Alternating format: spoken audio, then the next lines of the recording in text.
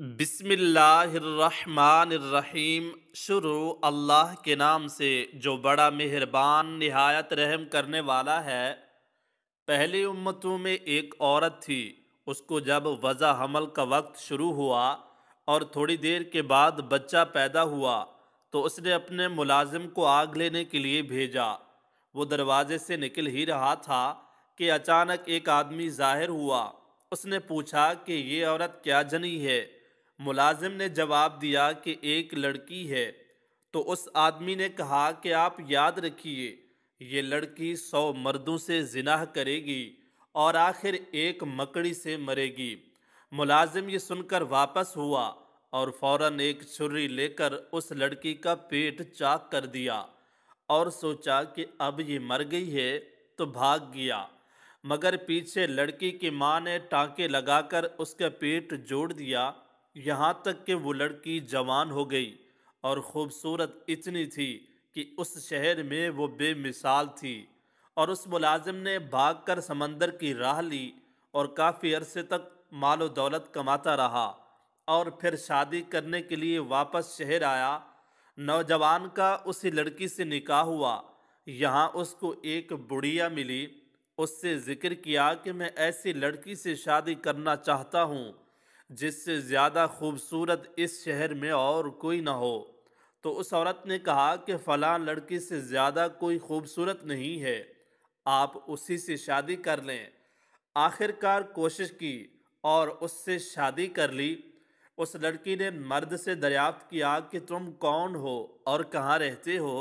اس نے کہا کہ میں اسی شہر کا رہنے والا ہوں، لیکن ایک لڑکی کا پیٹ چاک کر کے بھاگ گیا تھا۔ پھر اس نے پورا واقعہ سنایا۔ یہ سن کر وہ بولی کہ وہ لڑکی میں ہی ہوں۔ یہ کہہ کر اس نے اپنا پیٹ دکھایا جس پر نشان موجود تھا۔ یہ دیکھ کر اس مرد نے کہا اگر تو وہی عورت ہے تو تیرے متعلق 2 باتیں میں بتلاتا ہوں۔ ایک یہ کہ تو 100 مردوں سے زنا کرے گی۔ اس پر عورت نے اقرار کیا، کہا مجھ سے ایسا ہوا ہے لیکن تعداد یاد نہیں۔ مرد نے کہا کہ تعداد 100 ہے۔ دوسری بات یہ کہ تو مکڑی سے مرے گی۔ مرد نے اس کے لیے ایک عالی شان محل بنوایا جس میں مکڑی کے جالے کا نام تک نہ تھا۔ ایک دن اسی میں لیٹے ہوئے تھے کہ دیوار پر ایک مکڑی نظر آئی۔ عورت بولی کیا مکڑی یہی ہے جس سے تو مجھے ڈراتا ہے؟ مرد نے کہا ہاں۔ اس پر وہ فوراً اٹھی اور کہا کہ اس کو تو میں فوراً مار دوں گی۔ یہ کہہ کر اس کو نیچے گرایا اور پاؤں سے مسل کر ہلاک کر دیا۔ مکڑی تو ہلاک ہو گئی لیکن اس کے زہر کی چھینٹیں اس کے پاؤں اور ناخن پر پڑ گئیں جو اس کی موت کا پیغام بن گئیں۔ یہ عورت صاف ستھرے شاندار محل میں اچانک ایک مکڑی کے ذریعے ہلاک ہو گئی۔ اس کے بالمقابل کتنے ایسے آدمی ہیں کہ عمر بھر جنگوں اور معرکوں میں گزار دی، وہاں موت نہیں آئی۔ بادشاہ کو اس کے ایک آدمی نے خبر دی کہ سلطنت میں پچھلے 2 سال سے ایسی کنواری عورتوں میں بہت اضافہ ہوا ہے جو کہ حاملہ ہوئی ہیں۔ سلطنت میں بدکاری عام ہو چکی ہے۔ بادشاہ کو سر سے لے کر پاؤں تک پسینہ آ گیا اور غش کھا کر گر پڑا۔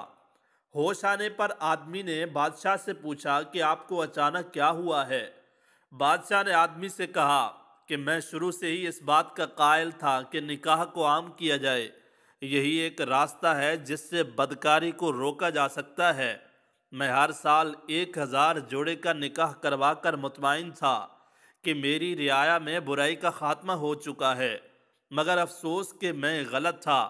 میں نے سلطنت میں جہیز جیسی لعنت پر پابندی لگائی تاکہ نکاح کو آسان بنایا جا سکے، مگر افسوس میں اپنی ہر کوشش میں ناکام ہوا اور اس سلطنت میں برائی اپنے عروج پر ہے۔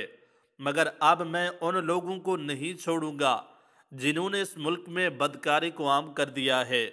بادشاہ نے اپنے سب سے لائق وزیر کو یہ ذمہ داری سونپ دی کہ پتہ کرو کس جگہ پر یہ بدکاری ہو رہی ہے۔ وزیر اپنی پوری کوشش کے باوجود یہ جاننے میں ناکام ہوا تو بادشاہ نے سلطنت میں اپنے جاسوس پھیلا دیے۔ جاسوسوں نے بڑی چالاکی سے ان جگہوں کی نشاندہی کر دی جہاں پر بدکاری سب سے زیادہ ہو رہی تھی۔ بادشاہ نے انہوں نے دیکھا کہ شہر کے داخلی راستے پر ایک تنگ سی گلی تھی جس میں بہت ساری عورتیں داخل ہوتی تھیں، مگر کچھ عورتیں اس تنگ گلی کے دوسرے حصے سے نکلتی تھیں۔ جاسوسوں نے یہ جاننے کی کوشش کی کہ اتنی زیادہ عورتیں کہاں غائب ہو رہی ہیں۔ اسی گلی کے درمیان کوئی غلط کام ہو رہا تھا۔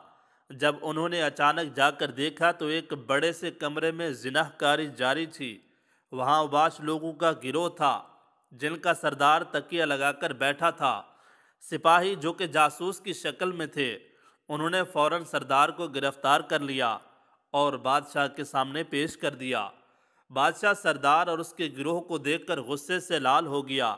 بادشاہ نے سردار سے کہا کہ تیرے اوباش گروہ سمیت تجھے ایسی سزا دوں گا کہ آنے والی نسلیں یاد رکھیں گی کہ بدکاری کا انجام کیا ہوتا ہے۔